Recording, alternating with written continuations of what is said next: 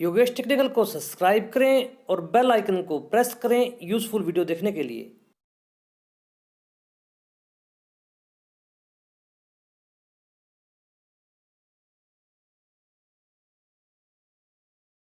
नमस्कार दोस्तों, योगेश टेक्निकल में आपका फिर से बहुत बहुत स्वागत। दोस्तों, आज के इस वीडियो में मैं आपको आज अपनी एक लाइव साइट पर लेके चलूँगा और आज मैं अपने उपकरण में पीवीआर कंट्रोल्स के माइक्रो प्रोसेसर सब-जीरो 7569T की वायरिंग और इसके सभी पैरामीटर को आपके लिए आसानी से एक्सप्लेन करूंगा, क्योंकि दोस्तों इस विषय पर काफ़ी दोस्तों के कमेंट्स आए हुए हैं कि आप 7569 के लगभग सभी पैरामीटर हमें दोबारा से बताएं।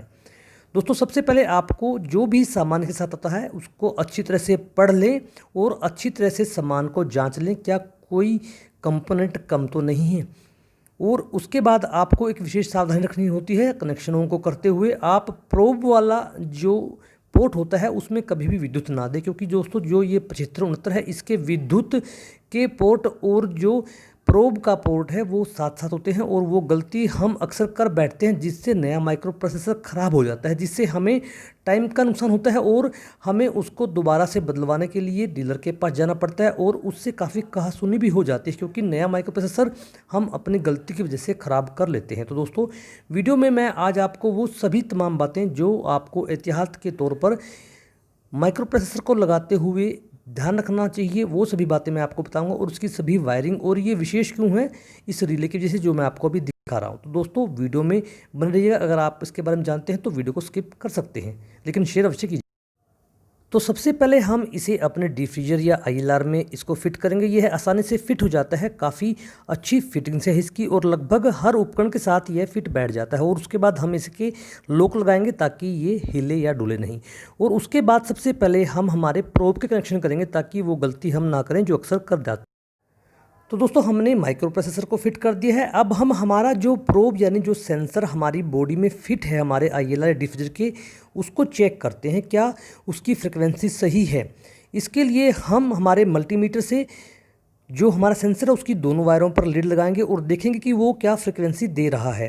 क्योंकि दोस्तों जो हमारा सेंसर अभी आईएलआर के अंदर है और अब हम जो नया सेंसर हमारे साथ आया है उसको भी हमने आईएलआर में डाल दिया है, क्योंकि आईएलआर का तापमान कम है, इसलिए हम उसी तापमान पर इन दोनों सेंसर की फ्रिक्वेंसी को जांच रहे हैं क्या वो सही हैं। दोस्तों, लगभग ये फ्रिक्वेंसी सही है बिल्कुल, इसलिए हमारा जो सेंसर पहले आईएलआर में लगा हुआ है वो बिल्कुल सही है।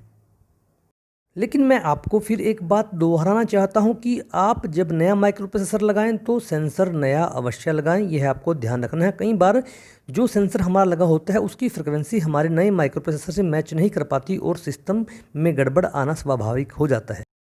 तो अब हम इसके सभी कनेक्शनों करेंगे। आपको कनेक्शनों को करते हुए जल्दबाजी नहीं करनी है, क्योंकि आपका एक गलत कदम आपके माइक्रो प्रोसेसर को ख़राब कर सकता है। इसलिए सबसे पहले आप अपने प्रोब या सेंसर की वायर को लगाएं, जो आप इस माइक्रो प्रोसेसर में 1 और 2 नंबर पर लगा सकते हैं। दोस्तों, इस माइक्रो प्रोसेसर की सबसे खास बात यह है कि इसके कनेक्शन काफ़ी आसान है। हमने 1 और 2 नंबर के जैक पर हमें प्रोब लगानी है यानी सेंसर लगाना है और उसके बाद दोस्तों 3 नंबर पर हमें फेस देना है और 4 नंबर हमारा खाली रहेगा और 5 नंबर पर हमें न्यूट्रल देनी है। कंपनी ने जहां फेस बताया आपको वहीं फेस देना और जहां न्यूट्रल बताइए वहां न्यूट्रल देनी है, ये आपको ध्यान रखना है।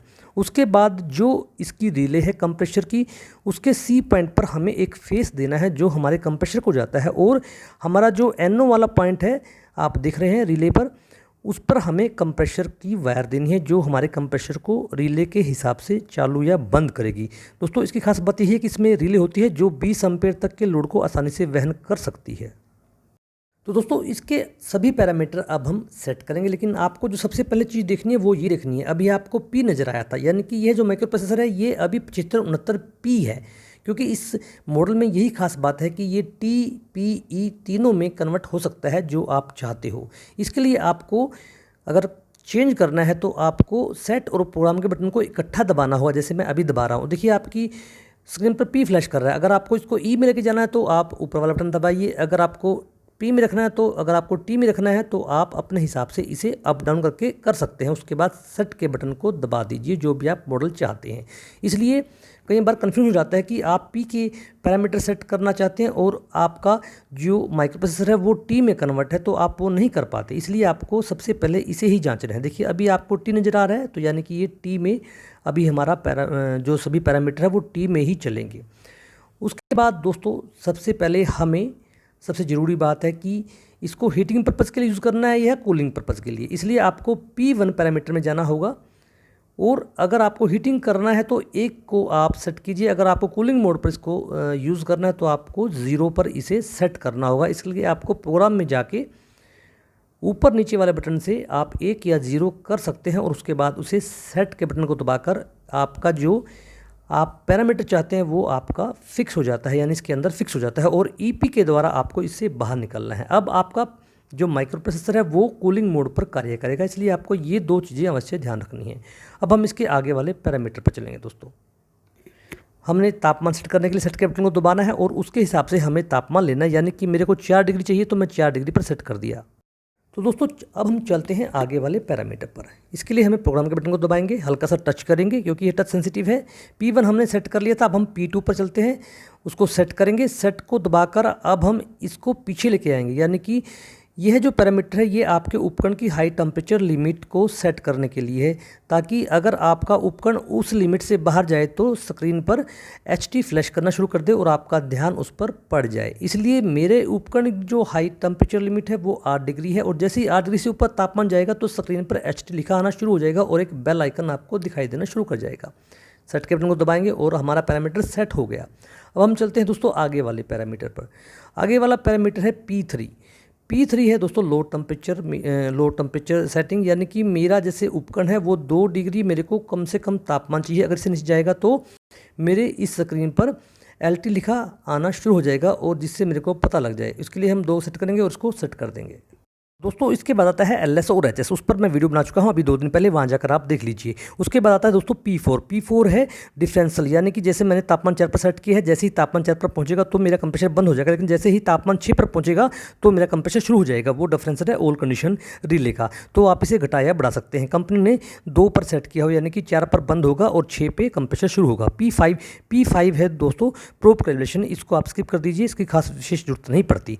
उसके बाद दोस्तों हम बात करेंगे P6 की, टाइम डिले, यानी कि कंप्रेसर रिले के स्टार्ट आफ्टर कट ऑफ, यानी कि जैसे कोई लाइट चली जाती है या हमारा सेट पॉइंट पर आकर कट हो जाता है तो उसमें हम कम से कम 3 मिनट का डिफरेंशियल अवश्य भरेंगे, ताकि कंप्रेसर में जो तेल आगे गया था वो वापस आ सके या फिर जो बैलेंस है गैस का वो बन सके। इसलिए आप इसे 3 मिनट कम से कम कीजिए।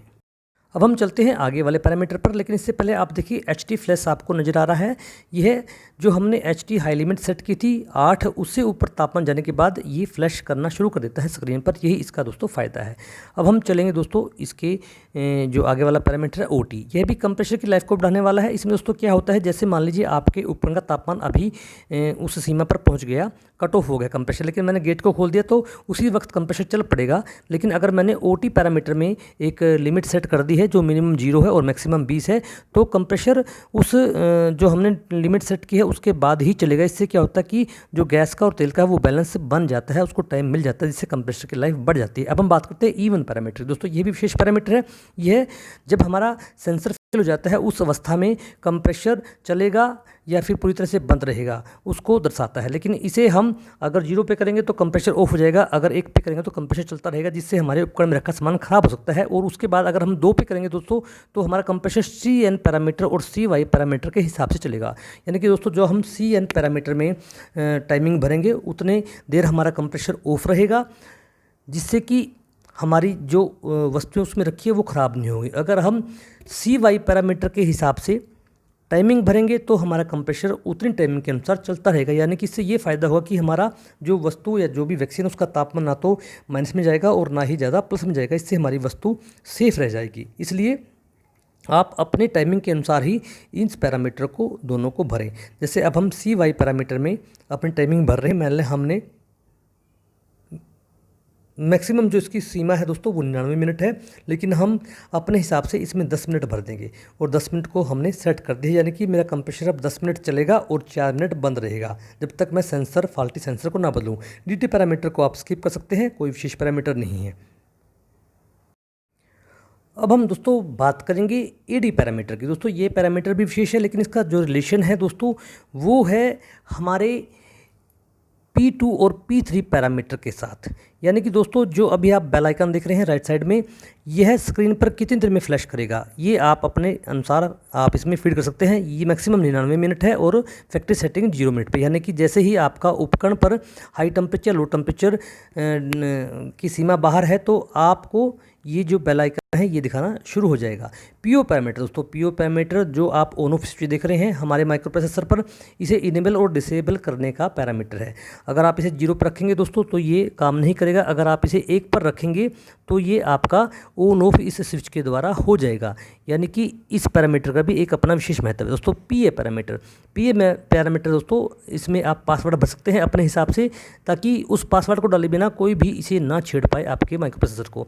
इन सभी विषयों पर दोस्तों मैंने अलग अलग वीडियो बनाए हुए हैं जो मैं आपको डिस्क्रिप्शन में लिंक उनके दे दूंगा, जिन पर आप जाकर आराम से इस पैरामीटरों के बारे में समझ सकते हैं दोस्तों। LP पैरामीटर, इससे हमारा जो माइक्रो प्रोसेसर है इसका कीपैड लॉक हो जाता है, यानी कि कोई भी दूसरा व्यक्ति इसे नहीं छेड़ सकता जब तक कि हम उसे इनेबल ना कर दें। इसलिए आप इसे इनेबल या डिसेबल इस पैरामीटर में जाकर कर सकते हैं दोस्तों। FS पैरामीटर, मान लीजिए आपको कोई कन्फ्यूजन हो गया है और आपके पैरामीटर गलत हो गए हैं तो आप FS पैरामीटर पर जाकर इसे इनेबल कर सकते हैं।